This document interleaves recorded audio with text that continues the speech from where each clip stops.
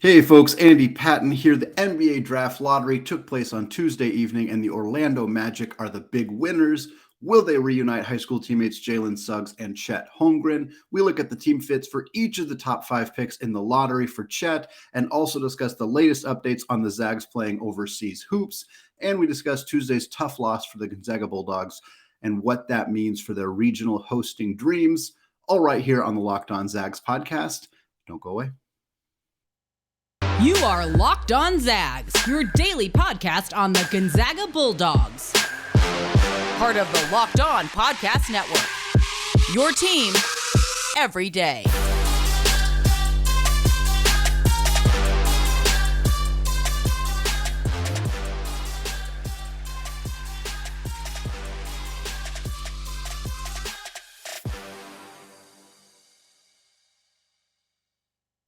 What is going on, y'all? Welcome to the Locked On Zags podcast, part of the Locked On Podcast Network, your team every day. I am your host and longtime Gonzaga podcaster, Andy Patton, here to bring you news and updates on all things Zag athletics. I want to thank all of you who continue to make Locked On Zags your first listen of the day, as well as those of you who have subscribed and checked out the show on our YouTube channel. If you haven't done so and you would like to be a part of the group, just go to youtube.com, search Locked On Zags, and hit that subscribe button. All right, lots of good things happening in Zagland over the last couple of days. The NBA Draft Lottery was the big news. It's always fun that Gonzaga fans get to now actively participate in watching the NBA Draft Lottery because we frequently have players who are involved in the top 10 or top 15 picks of the NBA Draft. This year, of course, Chet Holmgren is going to be one of the first players selected, very likely going to at least tie or potentially break the record for highest selected Zag in the NBA draft. Of course, Adam Morrison in the 2006 draft currently carries that mantle as the number 3 pick. We're going to talk about the top 5 picks. Chet is not going to fall below 5th. It would be pretty surprising if he even fell to 5th at all, but we're going to talk about those 5 teams and what that fit looks like, starting with the winners from Tuesday's lottery, the Orlando Magic. Shout out to Jalen Suggs and the Magic. They now have the opportunity to add Chet Holmgren to the roster. They, of course, also have the opportunity to add Jabari Smith from Auburn or Paolo Banchero from Duke, or they could throw a wild card out there and take Jaden Ivey from Purdue or even Shaden Sharp from Kentucky. There are some options out there for Orlando. I would be very, very surprised if they took a guard, not just because the big 3 of Smith, Banchero, and Holmgren have been kind of the primary people discussed as the number 1 overall pick, but also because Orlando has Jalen Suggs, of course. They also have Cole Anthony. They have Markelle Fultz. And they don't have a lot of depth in the front court. One of the conversations that a lot of Gonzaga Twitter has been discussing, and certainly other folks who are kind of paying attention to the draft, is the concern about Orlando's player development system in general and whether that would be hamper Chet Holmgren's ability to reach his full potential should he get selected by the Magic. They in particular have struggled to develop big men, and I can understand why that would be a concern for fans. Jalen Suggs did not have the best rookie season last year. He also was injured for a very large chunk of the season, and I think that he is without a doubt going to improve, at least in terms of his offensive efficiency. He's already a very good defensive player, but I don't think that 1/3 of a season from Jalen Suggs should be any level of concern for whether Chet Holmgren would develop in Orlando. There's also the counterexample, which is Jonathan Isaac, who has not been in the league for the last couple of years, in part because of ankle injuries, in part because of his political views. But he, at age 22, he averaged, I think, like 12 points, 7 rebounds, 2.5 blocks, was a defensive player of the year candidate. He was 22 years old. And in his second or third season in Orlando, he had developed into a legitimate defensive superstar, or at least star, was on the way to becoming a defensive superstar before the injuries and everything else that has kind of come with him the last couple of years has really derailed his career. If you're Chet Holmgren and you're looking at a player who was drafted when he was a teenager and by age 22 was legitimately one of the best defensive big men in the league, that's not necessarily a bad result. Like, I think that Orlando is getting too much of a bad rap for this. And I think that, yes, there are some fit concerns. Specifically, Orlando has had some trouble with this. I can understand that. But at the end of the day, they have developed defensive bigs in the past. The partnership with Jalen Suggs is such a fun narrative fit. It doesn't always matter. The narrative fit is not the most important thing in the world, but the stories, the content would be fantastic. Chet and Jalen, I'm sure, would absolutely love to get to play together in the NBA. What an incredible story for them. These two kids from Minnehaha High School in Minneapolis both go to Gonzaga, but don't get to overlap while they're there, and then both get to reunite together in Orlando. Really, really fun story potentially there if the Magic are willing to take Chet Holmgren with that number 1 overall pick. Number 2 is the Oklahoma City Thunder. This is an interesting fit. I think there's definitely people on both sides of the spectrum here with the Thunder. A lot of people very upset, still harbor some pretty ugly feelings towards Oklahoma City because of their previous affiliation in Seattle with the Supersonics, of course, and how that went down. I understand that. I'm also a Portland native and a Portland Trailblazers fan, so I am certainly not as emotionally attached to that concern as many Gonzaga fans are, but I respect it. I appreciate it. I understand it. If you hate the Oklahoma City Thunder because of this and you don't want Chet to go there, I get it. I'm not going to tell you shouldn't feel that way. I also think that Oklahoma City could be a potentially very good fit for Chet in a lot of ways. The most notable way is that they are not trying to win anytime soon. They have, I think, 7 first-round picks in the next 3 years. They're probably not going to be a good basketball team for at least 2 years and probably longer than that, depending on what they do with Shai Gilgeous-Alexander. But that gives Chet, who again is 19, we forget he's very, very young. That gives him an opportunity to grow in a potentially not high pressure environment. Oklahoma City is one of the smaller markets. Certainly, they're not a team that's expected to be particularly good for the next couple of years. So Chet can grow, he can develop, he can make his mistakes while playing for a team that isn't particularly concerned about trying to turn it around and win right away. I don't know a ton about Oklahoma City's development, it's particularly with big men. They have a pretty new staff over there, so it's kind of a little unfair to look at previous regimes and say, well, they haven't developed big men well, so they're not going to do well with Chet. That's not fair because it's different people who are there. Oklahoma City is that they're a big mystery. They're a bit of a wild card in terms of how they're developing players, what they're looking for, when they're trying to turn things around, what their timeline is. And so I think that Oklahoma City could be a really, really good fit for Chet, but it's also a very mysterious fit for Chet at this point. Certainly, if this is where he ends up, we will have more conversations with people on the ground in Oklahoma City, people who are affiliated with this team who probably have a better sense of what that fit might look like. I think if Orlando does not take Chet Holmgren, that Oklahoma City is very, very likely to take Chet Holmgren. Orlando would have to throw a pretty massive curveball out there. I think the only way that Chet makes it below the top 2 is if Orlando goes Paolo Banchero first, which could happen. I don't want to say that that's out completely crazy, but if Orlando went Banchero first, I think Oklahoma City would take a very long look between Chet Holmgren and Jabari Smith from Auburn. There's a chance they would go with Jabari, in which case Chet would fall to number 3, where I think he would very quickly get snapped up by the Houston Rockets. I love this fit.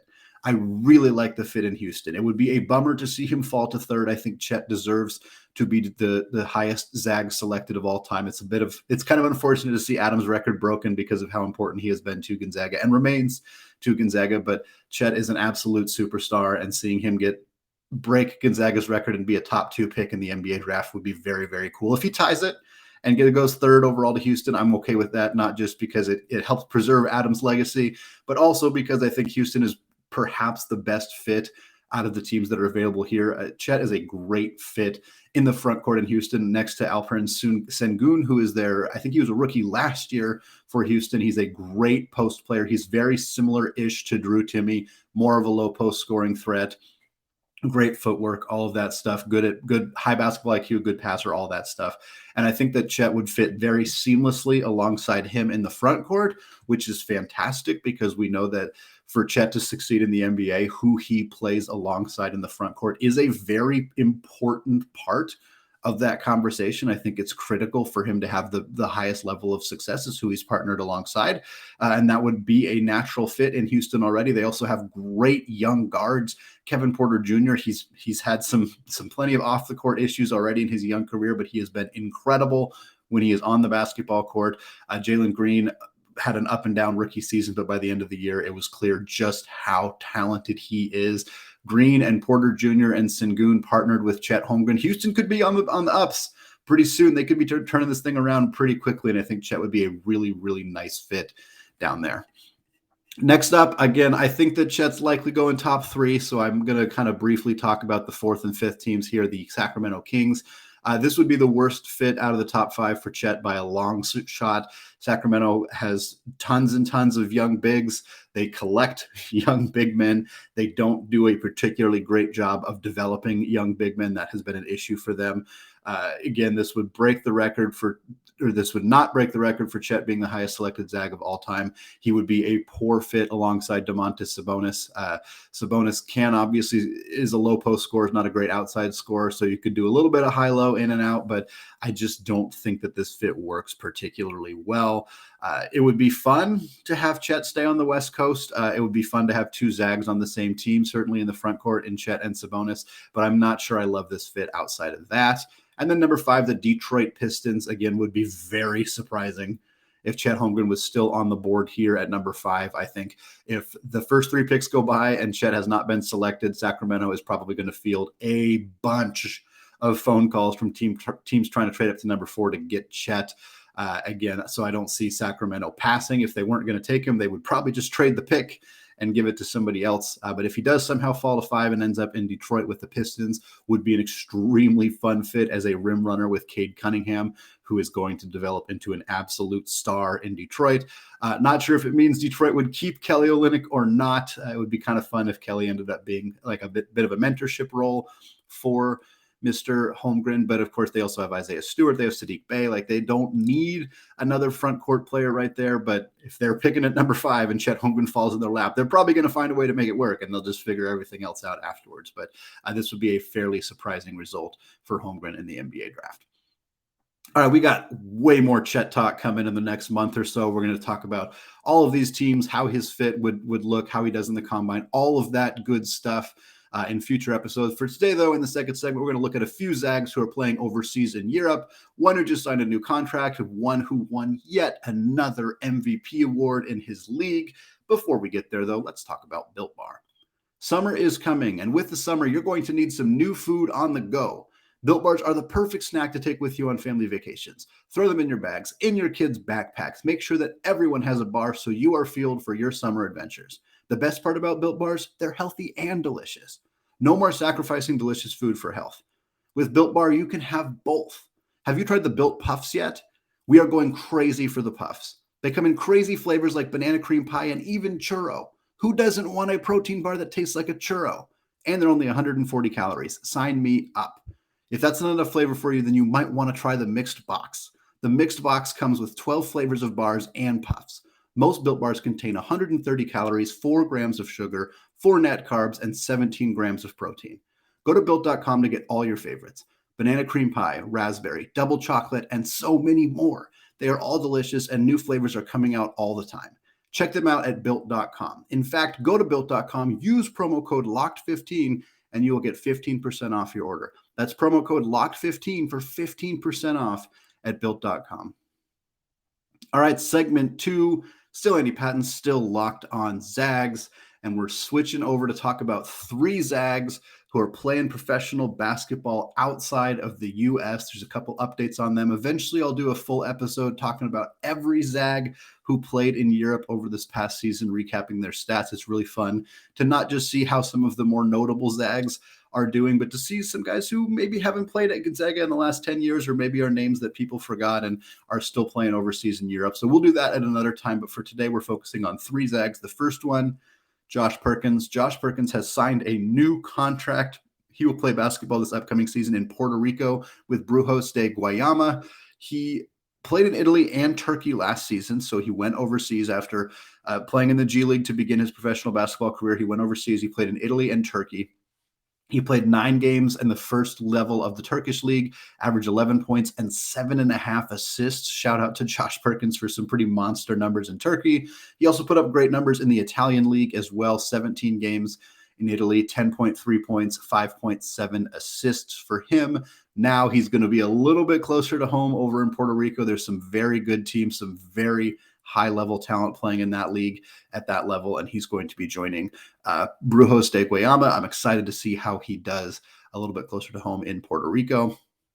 Next up, Kyle Wiltjer. Kyle Wiltjer is now a professional league champion. He won a championship in the Spanish League. So he has now won an NCAA championship, a high school basketball championship, and a Spanish League championship as well. It was his first year with Lenovo Tenerife.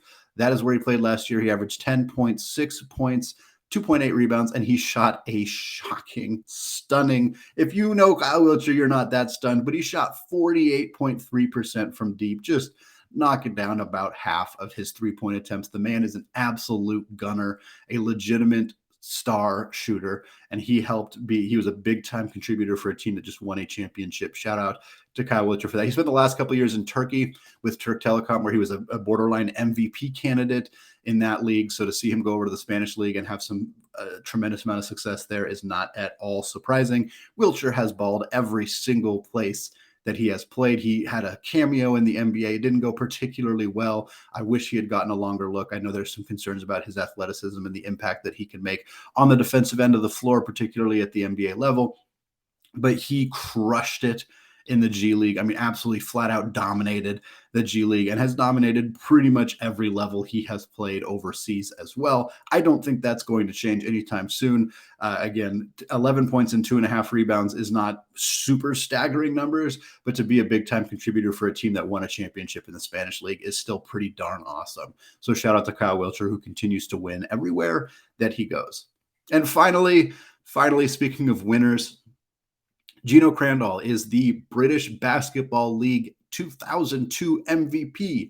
In 2021, Geno Crandall was also the British Basketball League MVP. He is a back-to-back MVP award winner in the BBL. He is also a back-to-back championship winner with the Lancaster Riders. He has now won 2 straight championships, 2 straight MVPs. He was the finals MVP this past year as well. Basically, the British Basketball League is the league that Geno Crandall built. He is the best player in that league. He remains so. What an incredible career that Geno Crandall has had since he left Gonzaga. Super shout out to him. He averaged 13 points, 7 assists, and 5 rebounds per game. Just a casual 13, 7, and 5 for Crandall. Put up some triple doubles. Just had an absolute monster season. They played 23 games at Lancaster. He was a part of 21 wins, 21-2 for the Riders that season. Geno is an incredibly high-level basketball player. I'm very curious. I don't think there's a lot of players who are winning back-to-back MVPs at a mid-level basketball conference or basketball league who aren't at least exploring moving up. I have no idea. I would love to get Geno on the show sometime to talk to him about what he's thinking and in terms of his career and whether he wants to move up or not. Maybe he's super happy playing in England, country he's comfortable, he's familiar, he's been there for the last couple of years, and he's the best player in the league, so maybe he wants to stick it out, but I wonder if he would look into going to the EuroLeague or somewhere else and potentially testing his talent out there, because he's clearly good enough to play at this level quite easily. And so it's been very fun to see him have so much success. I'm excited for Josh and his new team. I'm excited for Wiltjer for winning himself a championship, and obviously Geno also winning a championship and back-to-back MVP awards. We're going to talk a lot more about the other Zags playing overseas. Jeremy Jones and his situation with he got promoted to a new team. We got Shemek Karnowski returning from an injury. There's tons. Nigel Williams-Goss is over there. Kevin Pango signed a new contract over there. We're going to talk all about that in future episodes, but I wanted to shout out these 3 guys for recent accomplishments and recent new teams for former Zags playing overseas. All right, we're going to come back. In the third segment, we're looking at Gonzaga's heartbreaking loss to Oregon on Tuesday night. What a bummer to fall in that game. We're going to talk about what it means for their playoff future, for this weekend against San Diego, and for hosting a regional. But before we get there, let's talk about Rock Auto. This episode is brought to you by Rock Auto. With the ever-increasing number of makes and models, it is now impossible for your local chain auto parts store to stock all the parts you need. Why endure often pointless or seemingly intimidating questioning, like is your Odyssey an LX or an EX, and wait while the person behind the counter orders the parts on their computer, choosing the only brand their warehouse happens to carry? You have computers with access to rockauto.com at home and in your pocket. Rock Auto is a family business serving do-it-yourselfers for over 20 years. Plus, Rock Auto prices are reliably low for every customer, and they have everything you could need: brake parts, tail lamps, motor oil, and even new carpets. I just had my 13-year-old car serviced recently, and I can tell you having one place to find all the parts I need makes things infinitely easier. So go to rockauto.com right now and see all the parts available for your car or truck. Write Locked On in there, how did you hear about us box, so they know we sent you. Amazing selection, reliably low prices, all the parts your car will ever need. That's rockauto.com. All right, segment 3, still Andy Patton, still Locked On Zags. We're switching over to cover the Gonzaga baseball program, which played on Tuesday night against the Oregon Ducks. It was a big game for both teams. Both teams are kind of right on the edge of being a host of a regional, which goes to the top 16 seeds, or being a 2 seed, which is seeds 17 through 32, who do not get to host a regional. The Zags have kind of flirted with that line for most of the season. The Ducks as well, because they started out really strong and they've had some kind of falters during the Pac-12 play. So both teams are kind of right on the edge of potentially hosting a regional. So this is why this game was such a big one on Tuesday night. Unfortunately, the Ducks fell on a walk-off 2-run double from Jacob Walsh. The Zags fell to the Ducks because the Ducks won on a 5-4 game on a walk-off 2-run double from Jacob Walsh. Really, really tough loss for the Zags. This was really, really unfortunate. They made a tremendous comeback. They've been the comeback kids all season long. So many excellent jaw-dropping come-from-behind victories. They did it against Santa Clara. They won in 15 innings in that game. They did it against Cal earlier in the year. This team has been kind of the cardiac kids for the entire year, constantly winning games in very epic fashion. And it looked like that was going to happen again here. The Ducks went up 3-1 in the first couple of innings. That lead maintained for a huge chunk of the game. And then Shea Kramer, shout out Shea Kramer, he hit a go-ahead home run in the 8th inning. It was 3-1. He had a 3-run jack to make it 4-3. It looked like the Zags were going to do it again. They were going to pull off an epic, huge victory on the road against the Ducks. But unfortunately, they were not able to maintain that lead in the final inning. As, like I said, a 2-run double from Walsh ended the game and gave the Ducks a victory. Shout out Bradley Mullen. He threw an outstanding game for the Zags. He drew the start for the Zags. He threw 5 innings pitched. He gave up 3 earned runs. He had 1 walk and 6 strikeouts. Nico Zeglin and Brody Jesse combined to throw 3 scoreless innings after that to keep the score intact. And then, unfortunately, Alec Gomez, who was the hero against the University of Washington just a few weeks ago, he gave up the walk-off hit to take the loss for the Zags. So this is a tough loss. Like I said, it not only bumps the Zags down a little bit in terms of how they're perceived for hosting a regional, but it also bumps the Ducks up a little bit. The Ducks played the Zags twice this year and beat them both times. If it comes down to looking at those two teams, Gonzaga has a better resume. They're a higher ranked program. They have less losses. They have less bad losses, but at the end of the day, they don't have as many good wins as Oregon, and they lost to them twice. It's going to be tough for that to be a sell right there. Now, that doesn't mean that Gonzaga will not host a regional. It doesn't even mean that Oregon will host a regional. Oregon's got 3 against Arizona State this weekend. If they don't do well there, that is going to hurt their chances of hosting a regional, although it will also hurt Gonzaga's strength of schedule if Oregon doesn't do particularly well. So it puts them in a bit of a tricky spot. The main thing the Zags need to do is control what they can control. What Gonzaga can control at this point is they got 3 big ones coming up against the University of San Diego Toreros on the road, 1 on Friday at 6 p.m., 2 on Saturday starting at 12 noon. That is the biggest thing for the Zags. They got to flush this game, move on, and take care of the business that they can take care of. San Diego is going to play in a regional. They're going to make the tournament for Division I baseball this year. They're very, very good. The WCC is going to have 2 teams in at least. So getting a chance to play San Diego on the road to close out the season and to clinch the WCC. If they win one of these games, they clinch the WCC title outright. So winning the WCC, beating San Diego, you got to take at least 2 out of 3 from them. Ideally, you sweep them. If you sweep the Toreros to finish out the season, then you kind of leave no doubt. You put yourself in a position where you've done as good as you can do. Obviously, beating Gonzaga or beating Oregon would have been huge, but you've done what you need to do to put yourself in that position. How it shakes out after that, I don't know. I haven't, I'm not privy to how selections work for Division I baseball. I haven't seen very many of them. I don't particularly pay attention to them very often. So this will be kind of a new experience for me as well, but it'll be interesting to see how Gonzaga is viewed after losing to Oregon, but potentially taking a couple wins away from San Diego. Like I said, they need to take 2 here. If they take all 3, I think they're going to feel pretty good going into the final weekend. But if they take 2, we'll see. It's going to be a little bit trickier. I still think they got a pretty good chance of hosting a regional. They've had a really, really successful season. The pitching has just been absolutely on fire all year long. Gabriel Hughes, Tristan Vreeling, William Kempner, and Owen Wild have been awesome. And then you see a guy like Bradley Mullen go out and throw 5 good innings against a very good team in Oregon. It's just a deep, talented roster, and it'd be a shame to see them not get a chance to host a regional at Patterson Memorial Baseball Complex this season. All right, we got more baseball talk coming up on tomorrow's episode. We're going to continue to cover this team as they make history as one of the greatest, if not the greatest, season in Gonzaga baseball history. So we got plenty more coverage of that coming later this week. We're also going to talk, of course, about the transfer portal, any new updates going on with Mark Few's program right here on the Locked On Zags podcast, available wherever you get your podcasts, and of course, available on YouTube as well. Check it out there. Hit that subscribe button if you haven't already.